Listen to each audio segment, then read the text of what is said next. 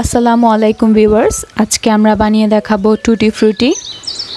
এটি আমরা বিভিন্ন ডেজার্ট আইটেমে ব্যবহার করে থাকি। বিভিন্ন আইসক্রিম তৈরিতে, ফ্রুট কেক বানাতে আমরা এটি ব্যবহার করি।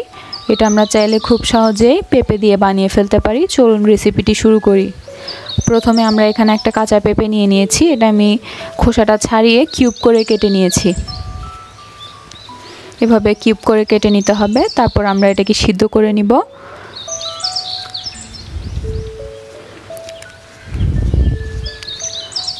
গরম পানি দিয়ে দিচ্ছি। আমরা এটা সিদ্ধ করে নিচ্ছি যাতে 50% কুক হয়। তারপর আমরা একটা ছাঁকনির মধ্যে নিয়ে নিচ্ছি। এখন আমরা আবারও একটি পাত্রের মধ্যে চিনি দিয়ে দিয়েছি 1 কাপ পরিমাণ, পানি দিয়ে দিয়েছি 1 কাপ। এখন এটাতে বলক চলে আসলে আমরা আমাদের পেঁপেগুলো দিয়ে দিব।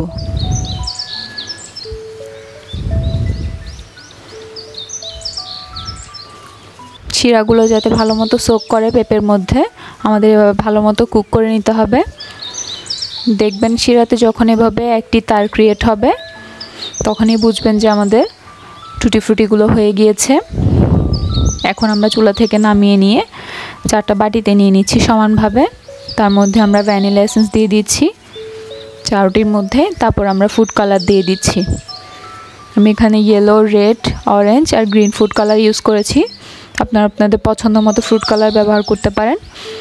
এখন আমরা এটাকে একদিনের জন্য রেখে দিব যাতে এটা ভালো মতো শিরাটা সোক করে নেয়। তারপর আমরা একটা ছড়ানো পাত্রের মধ্যে টিস্যু দিয়ে এখন আমরা টুটি ফ্রুটিগুলোকে ভালো মতো ছড়িয়ে দিব এবং রোদে শুকিয়ে নিব। আপনারা চাইলে চুলাতেও শুকিয়ে নিতে পারেন। চুলার নিচে দিয়ে এখন আমরা রোদে দিয়ে এটাকে একদিনের মতো রোদে শুকিয়ে নিয়েছি।